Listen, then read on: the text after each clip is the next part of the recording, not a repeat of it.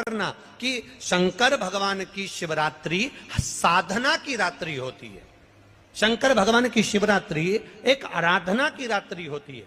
हमने पहले भी कथाओं में कहा, हर महीने शिवरात्रि आती है, प्रत्येक महीने शिवरात्रि पड़ती है, और प्रत्येक महीने की शिवरात्रि पर अगर आपसे बन सके, आप दुनिया में अगर आपके पास में लोग कहें कि ये बहुत गरीब व्यक्ति है, बहुत साधारण व्यक्ति है, इसके पास धन नहीं है, वैभव नहीं है, सत्ता नहीं है, इसके पास खुद का मकान नहीं है, इसके पास खुद की प्रॉपर्टी नहीं है, इसके पास खुद की दुकान नहीं है, दूसरे के यहाँ काम करता है, इसके पास कुछ भी नहीं है, हम उनसे कहेंगे 12 महीने शिवरात्रि आती है, 5 जगह पर चढ़ाई हुई बेलपत्र, आप एक वर्ष 12 शिवरात्रि का एक नियम ले लो, 5 जगह पर बेलपत्र समर्पित करना सीख जाओ।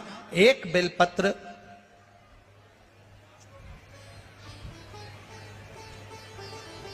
ये शिवलिंग, ये जलाधारी, बहुत ध्यान से देखना, ये चरण जहां से जल नीचे गिरता है, गणेश जी का स्थान, कार्तिकेय जी का स्थान, यह हस्तकमल, माता पार्वती जी का हाथ हस्तकमल, शिवलिंग, भगवान शंकर का स्थान। ऊपर से जो एक एक बूंद जल शिवलिंग के ऊपर गिर रहा है, शंकर भगवान की 5 बेटियां जया, विषहरा, शामरीबारी, दौतली, देव, बीच में जो एक मोटी सी लाइन है वो शंकर भगवान की छोटी लड़की, क्या नाम है? अशोक सुंदरी। ये पूरे शिवलिंग का वर्णन। 5 जगह पर बेलपत्र, 5 स्थान पर बेलपत्र, 12 महीने की शिवरात्रि। आप दूसरे के यहाँ काम कर रहे हो, नहीं है नौकरी, नहीं है काम, दूसरे के मकान में रह रहे हो, खुद का मकान भी नहीं, खुद का प्लाट भी नहीं, खुद की प्रॉपर्टी भी नहीं, बहुत संघर्ष की जिंदगी जी रहे हो, ठेला धका रहे, लॉरी चला रहे, गाड़ी चला रहे, ऑटो चला रहे, अपने लिए करने का प्रयास करना।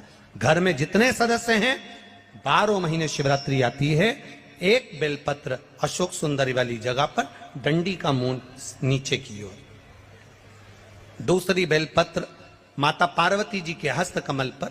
ये 2 पत्ती जो होती है, इस पत्ती के 2 भाग शिवलिंग के बीच में हो। तीसरी बेलपत्र भगवान शंकर के शिवलिंग पर, डंडी का भाग आपके विपरीत दिशा में हो, विपरीत दिशा में।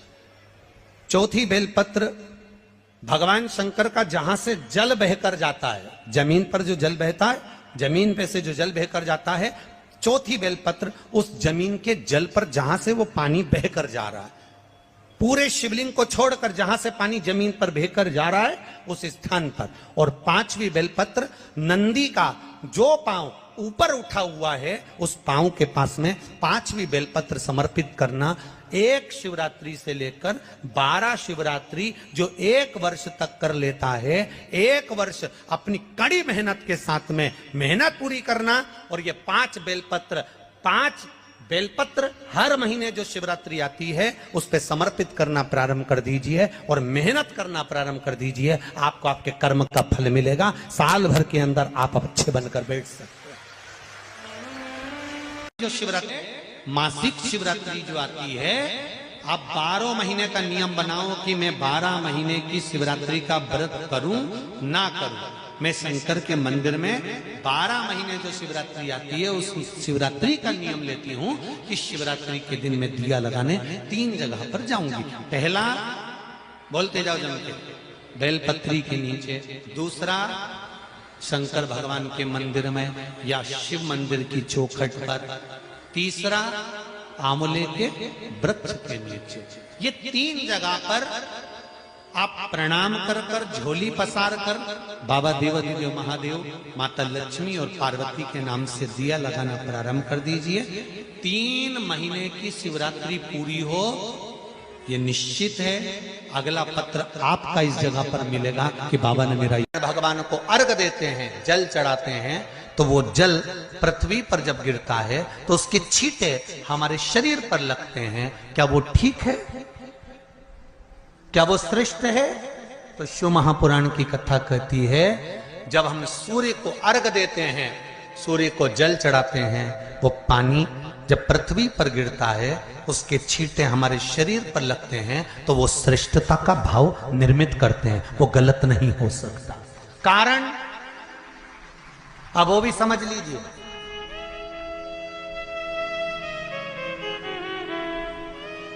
अब सूर्य नारायण भगवान को आप जल चढ़ा रहे हो तो छींटे नहीं लगे उसके लिए क्या स्टूल पे चढ़ के चढ़ाओगे कि कुर्सी पे चढ़ के चढ़ाओगे? अरे बोलो तो सही। अब कई लोगों के दिमाग में यह बात भरा गई कि हम भगवान को जल चढ़ाते हैं, वो हमारे शरीर में छींटे लगते हैं, जमीन पे से पानी गिरता है, वो हमारे शरीर को छींटे लगते हैं, भगवान को अच्छा नहीं लगता होगा।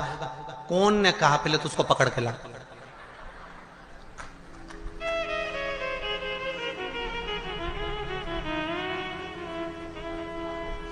क्योंकि मेरे राम जी महाराज, मेरे भगवान कृष्ण,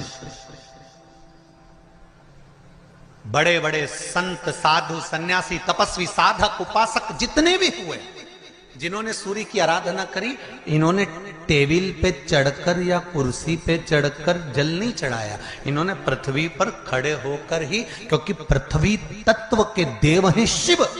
जब हम मृत्यु लोक पर खड़े होकर, पृथ्वी पर खड़े होकर भगवान शंकर का भाग पृथ्वी तत्व को धारण कर कर जल को हाथ में लेकर जब समर्पित करते हैं, और जो जल नीचे गिरता है वो शरीर पर अगर लगता है तो हमको उसका आशीर्वाद ही प्राप्त होता है, दोष नहीं लगता। पर लोगों ने इसको विपरीत कर दिया। कि कौन ने विपरीत करा? कई लोगों ने इसको विपरीत कर दिया। कौन ने विपरीत करा? तो जो दूसरे धर्म के लोग होते हैं, जिनको हिंदू धर्म से नफरत होती है और जो हिंदू धर्म की पूजन, सेवा, अर्चना को समाप्त करना चाहते हैं, वो धीरे धीरे धीरे धीरे कहने लगे कि सूर्य को जल चढ़ाओगे तो शरीर में लगेगा, शरीर में लगेगा तो दोष लगेगा। इसको कह कहकर घर घर में सूर्य को जल चढ़ाना लोगों ने बंद कर दिया कि आप जल चढ़ाएंगे तो दोष लगेगा, शरीर पे छींटा लगेगा, शरीर को ऐसा लगेगा। ये दोष नहीं है। कितनी सुंदर बात है महाराज।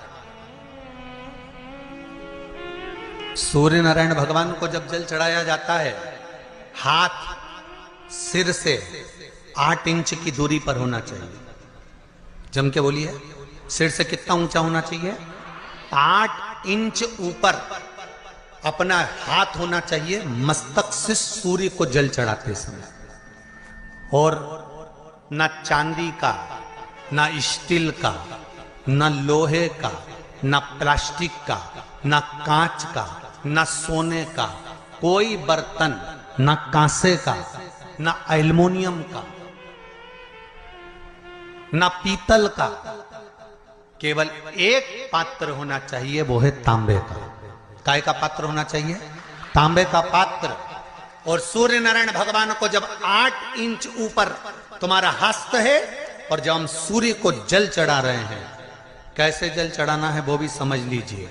अगर कोई कैंसर का मरीज है, जिसके चेस्ट में कैंसर आ गया हो, लेफ्ट में, राइट में कहीं पर कैंसर आ गया हो, या कोई गठान आ गई हो, तो महाराज आप जल चढ़ाते समय उस जल की धार को सूर्य भगवान को जब चढ़ा रहे हो तो धार आपकी गठान की ओर जाना चाहिए, जिससे सूर्य की किरण उस जल में से आपके उस स्थान पर पड़े, उस जगह पर पड़े जहां पर गठान है।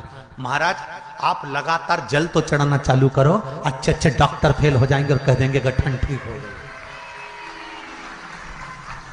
आपका लीवर और किडनी गड़बड़ कर रहा है, आप प्रतिदिन, आपका स्वास्थ्य गड़बड़ रहता है, आप प्रतिदिन ये ज्योतिष शास्त्र के अंतर्गत, रत्न शास्त्र के अंतर्गत, ये रत्न शास्त्र, ज्योतिष शास्त्र, रंग शास्त्र जो हमारे यहाँ है, रंगों के हिसाब से ये जितने रत्न होते हैं, माणिक हुआ, मोती हुआ, नीलम हुआ, मूंगा हुआ, पुखराज हुआ, ये क्यों कहते हैं ये पीला है, ये सफेद है, ये नीला है, ये लाल है, इसको शरीर में क्यों पहनाते हैं? उसका कारण होता है कि जब शरीर में पहनते हैं, सूर्य की किरण उसमें पड़ती है, हमारे शरीर पर वो कलर का इफेक्ट पड़ता है, उस कलर को शरीर पर लगता है, और शरीर पर लगता है तो हमारा शरीर धीरे धीरे, हमारी जो इंद्रियां हैं वो सही होने लगती हैं, काम सही होने लगता है। तो आप कहते हो ना, तब करे फल नहीं मिला।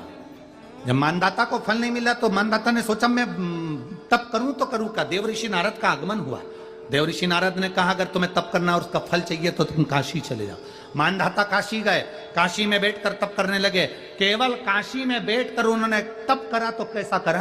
केवल एक बालू का शिवलिंग बना लेते थे और बालू का शिवलिंग बनाकर उसकी आराधना करते थे, उसकी पूजन करते थे। पूजन करते, गंगा का जल लाकर बालू के शिवलिंग पर डालते, उनको समर्पित करते, बस वो बालू के शिवलिंग की आराधना करते करते करते करते करते करते थोड़ा सा समय निकला, उनको नहीं मालूम कि एक शिवरात्रि निकल गई, दूसरी शिवरात्रि आई है। हर महीने शिवरात्रि आती है, प्रत्येक महीने शिवरात्रि पहुंचती है, प्रत्येक महीने आती है।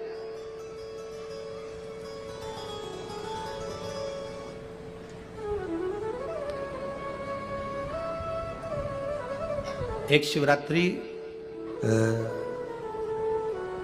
अपन पंजाब में थे, भटिंडा, तब पड़ी थी,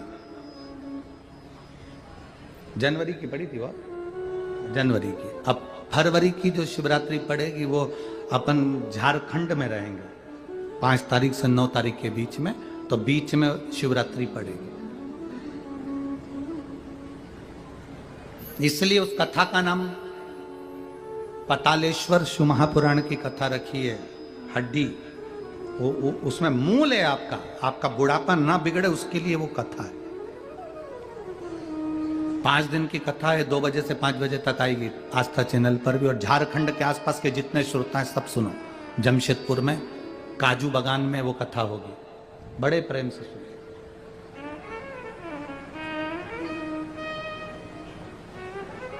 काजू बागान में तुम ये सोचकर मत आना कि काजू तोड़ के खा लेंगे।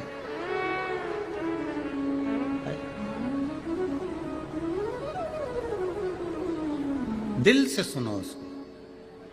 पतालेश्वर शिव महापुराण की कथा। कुछ जगह ऐसी होती हैं उस कथा का मूल, जैसे 7 मार्च से 13 मार्च की सीहोर कुबेरेश्वर धाम की कथा जरूर सुनो, मौका मिल जाए तो।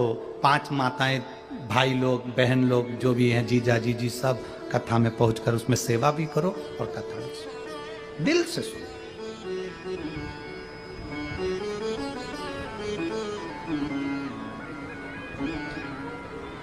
भगवान की भक्ति को धारण करिए।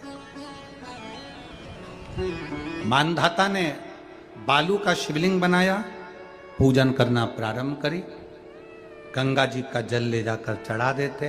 अब कोई तप नहीं, कोई साधना नहीं, कोई नेत्र बंद कर नहीं बैठे, कोई तप साधना में नहीं बैठे, कोई घोर तप करने के लिए नहीं बैठे, केवल शंकर का शिवलिंग बनाया, पूजन करी।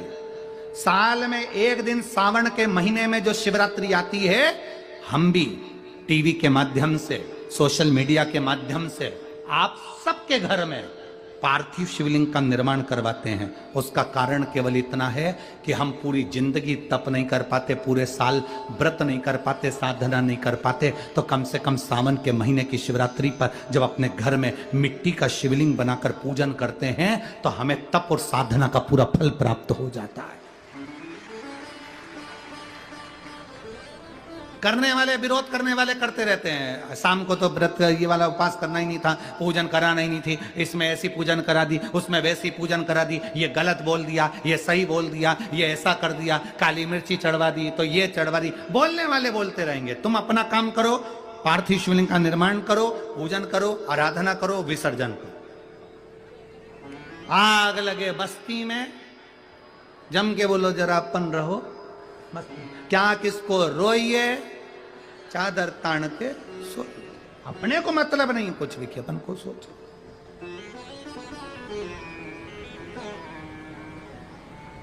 अपनी जिंदगी का सार्थकता सिद्ध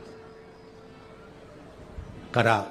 मानधाता ने अब कोई तप नहीं करा, मानधाता ने अब कोई साधना नहीं करी, मानधाता ने अब कोई आराधना, बस एक काम करा, शिवलिंग का निर्माण, उसकी पूजा की। आपसे भी निवेदन करते हैं, समय मिला करें, हफ्ते 2 हफ्ते में गमले के अंदर ऐसी मिट्टी को उठा लो शिवलिंग जैसी, और जल चढ़ाकर पूजन करके वहीं विसर्जन कर दो। उसी गमले में, उसी मिट्टी को वही विसर्जन करो।